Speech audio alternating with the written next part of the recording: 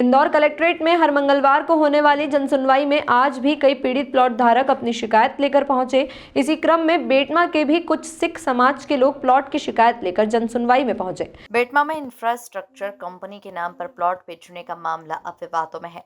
Plot धारकों ने 2012 तक भुगतान पूरा कर दिया था, लेकिन अब तक उन्हें न तो प्लॉट की रजिस्ट्री मिली है और न ही कोई समाधान।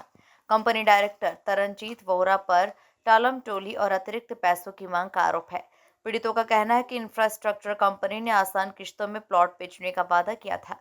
2012 तक सभी ने पूरी रकम जमा कर दी थी और 2014 में रजिस्ट्री होना थी, लेकिन कंपनी के डायरेक्टर तरनजीत वोहरा ने लगातार मामले को टालते हुए रजिस्ट्री नहीं करवाई। पीड़ितों का कहना है कि हमने 2012 में पूरी राशि जमा कर दी थी, अब रजिस्ट्री कराने के बजाय तरनजीत वोहरा हमसे और पैसों की मांग कर रहे हैं। हमें या तो प्लॉट दिया जाए या हमारे पैसे ब्याज सहित लौटाए जाए।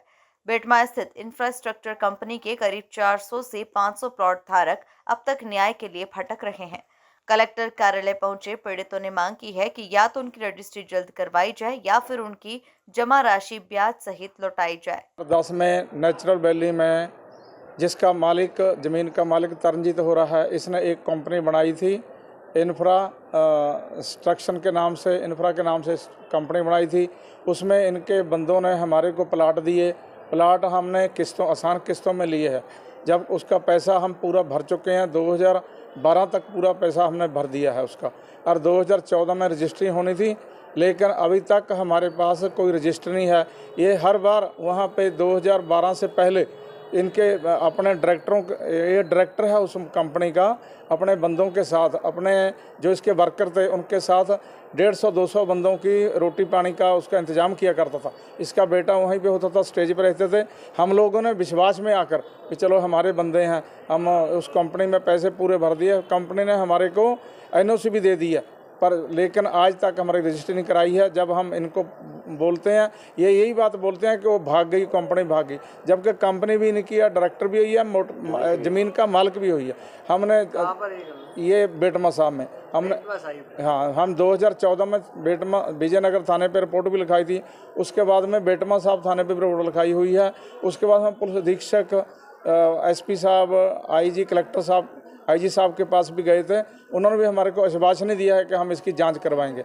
आज हम राजेंद्र रघुवंशी जी के पास भी गए हैं, उन्होंने भी यही बोला है कि हम इसकी जांच करवाएंगे। प्रदीप सोनी जी के पास भी हम गए थे, उन्होंने बोला था भी 11 दिसंबर 2024 को हम इसको बुला के बातचीत करेंगे। ये हमारे को मालूम नहीं, उन्होंने हमारे को बोला था कि 12 तारीख को आप हमारे पास आना, प्रदीप सोनी जी ने बोला था, लेकिन हम लोग आए हैं, हमारे को वो वहाँ पे कोई नहीं मिला है। कितने लोग हैं आपके अलावा और कितने लोग हैं जो प्रभावित हैं इस चीज़ से? ये 400-500 बंदा है जो प्रभावित हैं। 1-2 उसमें कुछ बंदे तो भगवान को प्यारे हो गए, ऊपर चले गए हैं, उनको डेथ हो चुकी है। क्या चाहते हैं आप? हम चाहते हैं कि देखो, जो हमारा हमने पैसे दे चुके, हमारे पास NOC है, हमारी रजिस्ट्री करा दी जाए, नहीं तो हमारे पैसे वापस किए जाएँ, ब्याज समेत हमारे पैसे वापस करें या रजिस्ट्री करवाएं हमारी। वोहरा जो है कोई राजनीतिक संरक्षण प्राप्त आदमी है या कोई बड़ा बिल्डर है? हाँ, ये बड़ा बिल्डर है, प्रतिष्ठित बंदा है। हम लोग जाते हैं, हम अच्छे संबंध हैं हमारे साथ, उन बातचीत करते हैं, चाय वाय पिलाते हैं, घर पे जाते हैं, पर वो बोलते हैं कि हम हमारे को आप और पैसे दो इसके। हम पैसे कैसे दें जबकि हमारे पास NOC है। आज क्या? हाँ, साहब ने यही बोला है कि कोई बात नहीं, हम इसकी जांच करवाएंगे। साहब ने उनका नंबर लिया, नाम लिखा है, वो बोलते हैं उसके बाद में हम जांच करवाने के बाद आपको फ़ोन पे आपको बता देते जाएंगे। जन सुनवाई में बहुत अलग अलग प्रकार के आवेदन पत्र प्राप्त हुए हैं, जिसमें किसी की शिकायत सीमांकन के संबंधित हो, किसी की कब्जे के संबंध में। कई ऐसे लोग भी आए जिनको कि कॉलोनाइजर ने प्लाट बुक करा लिए, पैसे ले लिए और उनको आज तक प्लाट आवंटित नहीं किए।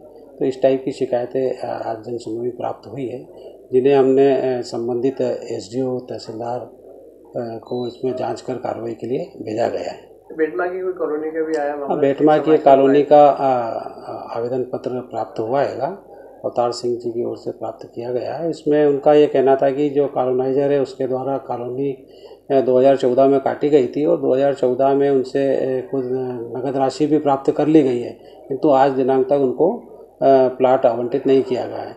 इससे संबंध में हमने इसको कॉलोनी सेल को रिफ़र किया है। कॉलोनी सेल में प्रभारी इनकी जांच कर नियमानुसार इसमें कार्रवाई करेगा। कॉलोनाइजरों के खिलाफ कोई कार्रवाई कर सकती है?